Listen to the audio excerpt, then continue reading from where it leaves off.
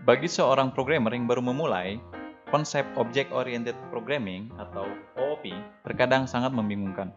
Apa itu OOP? Mari kita mulai dengan konsep OOP.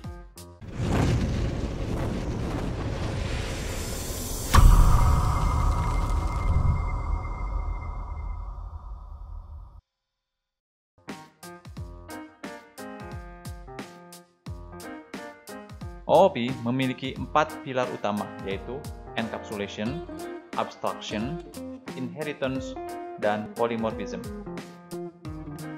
Sebelum OOP digagaskan, programmer menggunakan metode procedural programming. Cara menggunakan metode ini sangat simpel dan tanpa panjang lebar. Namun, ketika kode terus berkembang, maka kita akan menemukan banyak sekali fungsi yang tersebar di mana-mana dan dapat menemukan kode hasil copy-paste berkali-kali. Sehingga, ketika kita mengubah satu fungsi, akan dapat menyebabkan beberapa fungsi yang lain menjadi rusak. Karena sangat banyaknya interdependensi atau saling keterkaitan antara satu fungsi dengan yang lainnya, sehingga menjadi masalah yang besar di kemudian hari. Hal ini yang kita sebut sebagai spaghetti code. Maka dari itu, kemudian muncullah konsep OOP untuk menyelesaikan masalah tersebut. Pilar yang pertama adalah encapsulation. Kita dapat melihat contoh sederhana pada suatu mobil. Mobil adalah suatu objek yang memiliki atribut seperti merek, tahun pembuatan, model, dan warna yang berbeda-beda. Selain itu, mobil pun memiliki kesamaan sifat seperti maju, mundur, dan pengereman. Pada OOP, kita menggabungkan variabel dan fungsi sebagai satu grup, beroperasi pada atribut dan metode tersebut dalam suatu objek. Itulah yang disebut dengan encapsulation. Yang kedua adalah abstraction. Bayangkanlah smartphone sebagai suatu objek. Smartphone memiliki rangkaian elektronik dan logika yang sangat kompleks di dalamnya. Namun, ada beberapa tombol pada bagian luar yang berinteraksi dengan kita. Kita hanya dengan menekan tombol tersebut, maka smartphone berfungsi dengan semestinya tanpa kita pedulikan apa yang terjadi pada bagian di dalamnya. Semua kerumitan tersebut tersembunyi dari pandangan dan pikiran kita sebagai user. Nah, inilah yang disebut abstraction pada keadaan nyata.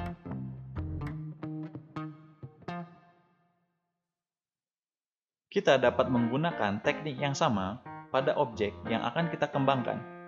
Kita dapat menyembunyikan beberapa atribut suatu objek dan metode dari luar, sehingga dapat memberikan beberapa keuntungan. Yang pertama, akan membuat interface menjadi lebih simpel. Dengan menggunakan dan memahami atribut objek dan metode yang lebih sedikit, maka akan lebih mudah dipahami dibandingkan dengan objek dan metode yang banyak. Yang kedua, kita dapat mengurangi impact ketika ada suatu perubahan di dalam kode. Misalnya, ketika kita mengubah suatu metode, tidak ada satupun metode tersebut bocor pada bagian luar. Karena kita tidak memiliki suatu kode yang menyentuh metode lain, karena berada di luar kontainer yang diubah. Kita mungkin menghapus suatu metode atau mengubah parameternya, namun tidak satupun perubahan ini akan memberikan impact pada kode yang lainnya di dalam suatu aplikasi. Sehingga dengan abstraction ini, kita dapat mengurangi impact pada suatu perubahan. Yang ketiga adalah inheritance.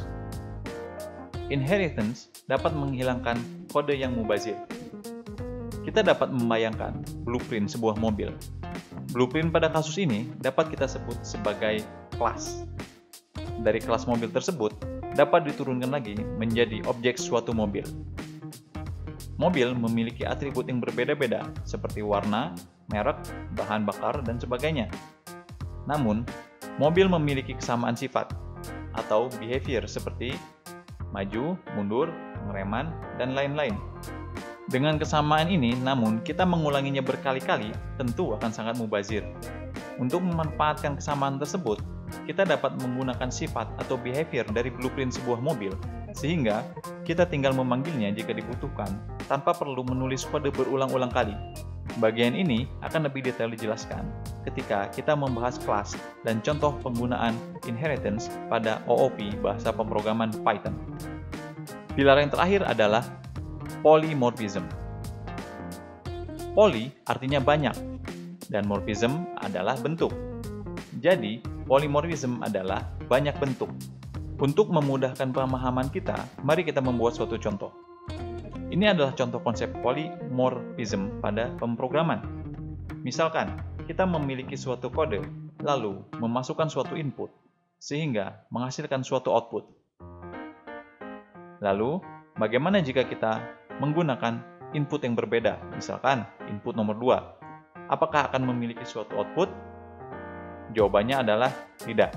Karena kode yang kita tulis tidak berekspektasi untuk menerima input yang berbeda. Dengan metode polymorphism, secara efektif, kita dapat menulis 3 kopi dari kode tersebut atau lebih, atau multiplikasi sesuai dengan kebutuhan. Masing-masing kode tersebut dapat menangani input yang berbeda-beda dan memiliki output sesuai dengan apa yang telah ditentukan. Misalkan, kita memasukkan input kucing.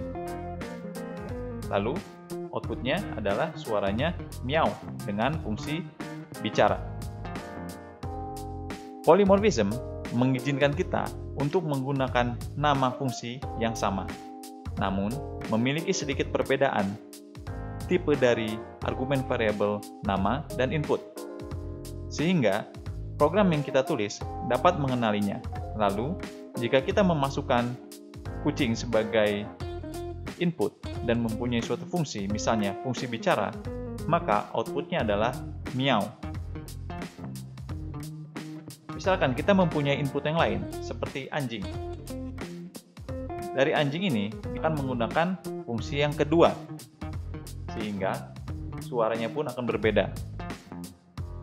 Selanjutnya, contoh yang sama, misalkan kita memiliki input seekor kambing, lalu kita masukkan pada kode yang ketiga, sehingga suaranya akan seperti mbe. Dan seterusnya, kita dapat menambahkan kode tersebut.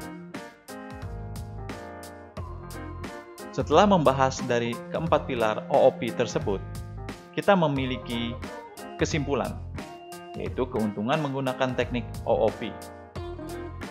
Yang pertama adalah encapsulation. Encapsulation dapat mengurangi kerumitan dan meningkatkan penggunaan ulang suatu kode. Abstraction dapat mengurangi impact ketika adanya suatu perubahan kode kepada sistem aplikasi secara keseluruhan.